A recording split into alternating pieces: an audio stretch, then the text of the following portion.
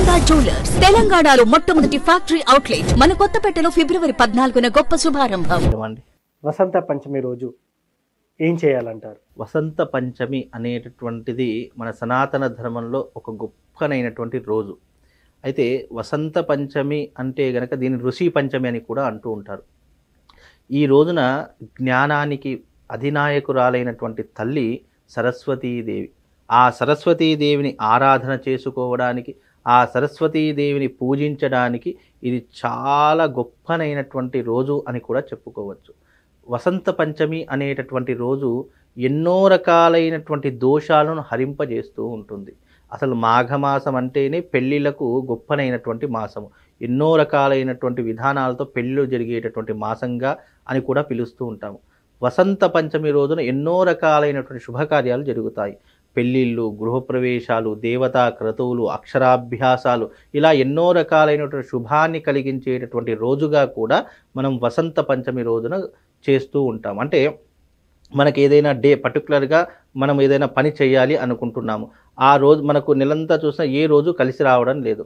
వసంత పంచమి రోజు మనం ఏదైనా కార్యము ఆచరించినా, ఆ రోజున ఏదైనా ముహూర్తం మొదలు పెట్టినా, ఆ రోజు ఉన్నటువంటి ముహూర్త బలానికి ఆ యొక్క విధానం మనం ఏదైతే బిజినెస్ కానివ్వండి, పెళ్ళి కానివ్వండి, అక్షరాభ్యాసం కానీ ఏదైనా ప్రారంభం చేయండి, అది ఆ ముహూర్త బలం వల్ల ఆ వ్యక్తి ఉన్నతమైనటువంటి స్టేజ్కి వెళ్ళే అవకాశాలు వసంత పంచమి రోజుకి ఉంటాయి.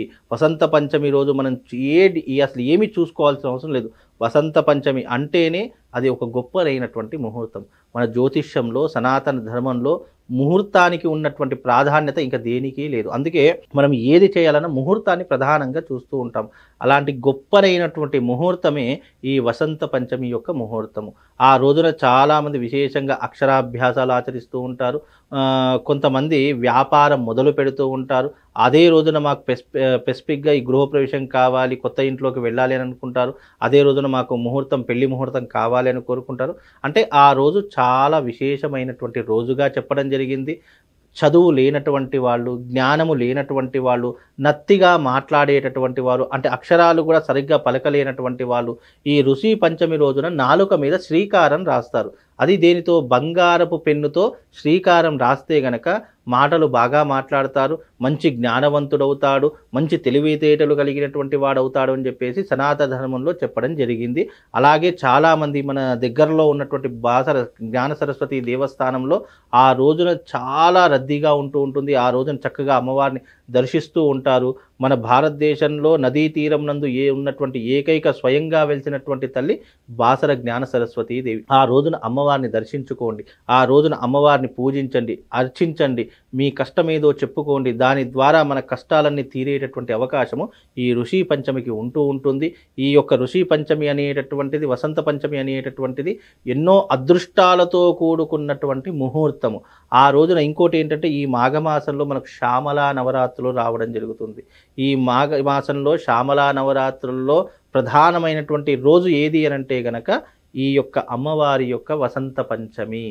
శ్యామల అమ్మవారి యొక్క రోజు ఎందుకన్నాను అంటే, సరస్వతీదేవికి మరొక అవతారమే శ్యామల అమ్మవారు. అందుకే మనకు అమ్మవారిలో ఇద్దరి చేతిలోనే వీణ కనిపిస్తూ ఉంటుంది.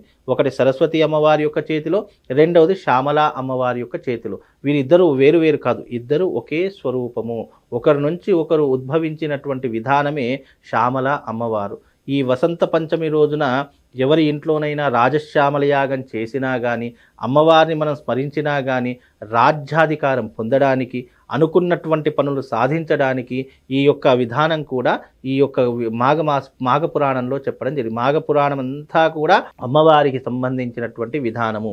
ఈ అమ్మవారిని ఆరాధించడం వల్ల మనకు ఎన్నో రకాలైనటువంటి శుభాలు, జ్ఞానము చేకూరేటటువంటి అవకాశము ఈ వసంత పంచమికి ఏర్పడుతుందండి. గురుగారు, వసంత పంచమి రోజు ఆలయానికి వెళ్ళలేని వారు ఇంట్లో ఉండి ఏదైనా చేసే పరిహారం ఉందంటారు? వసంత పంచమి రోజు ముఖ్యంగా ఏదైనా చేసుకోవాలంటే పిల్లలు ముఖ్యంగా ఆచరణ చేసుకోవాలి.